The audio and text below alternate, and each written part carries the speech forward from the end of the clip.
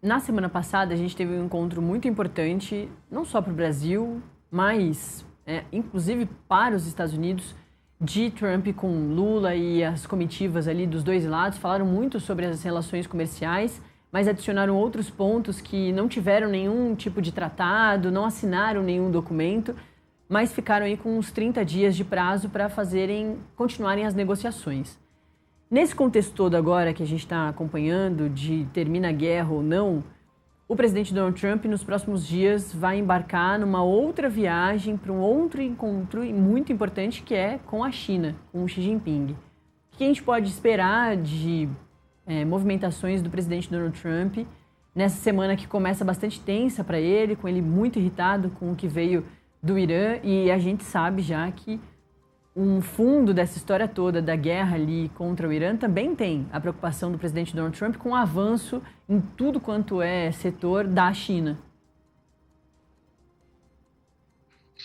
É, a China tem sido adulto na sala na geopolítica, né? Uma vez que o Trump está sempre relutante ou de uma forma um pouco ambígua, uma hora que impõe tarifa aos aliados, outra hora fala que vai sair da OTAN, ameaça invadir a Groenlândia e o Canadá, que também são membros da OTAN, né?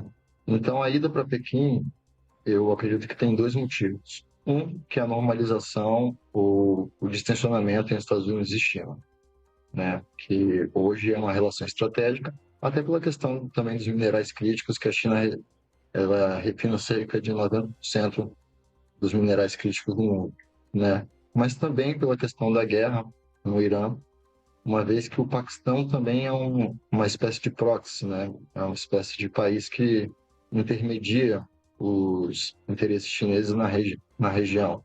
E é exatamente as Islamabad, no Paquistão, que estão sendo firmados os acordos de cessar-fogo, as suas tentativas de proposta de paz.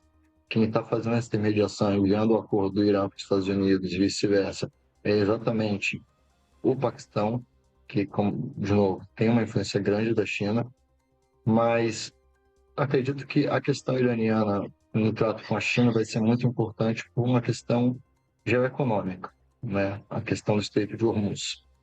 Porque mesmo que a China consiga furar o bloqueio, tenha os portos abertos ali no Estreito de Hormuz, a ausência de o bloqueio de países ocidentais de uma navegação livre, ela acaba prejudicando todo o comércio mundial, né? Então, acredito que sejam esses pontos que vão ser tratados nessa reunião importante em Pequim.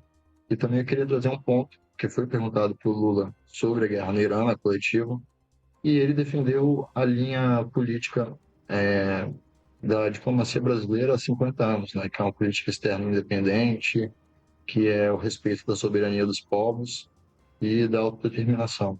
É. O presidente Lula reforçou um posicionamento que é histórico do Brasil, né, mas que ele vem fortalecendo desde o tarifaço no ano passado da soberania nacional. Ele continuou batendo aí nessa tecla na reunião. A gente vai acompanhar e certamente conversa de novo. O Jonathan Matos tem de tudo das relações exteriores aí, esteve com a gente para falar sobre essa questão toda do presidente Donald Trump irritado com o que veio do Irã. A gente certamente vai falar ainda sobre essa guerra por bastante tempo. Valeu, Jonathan. Obrigado, Natália. Até a Tchau. próxima. Bom, a gente volta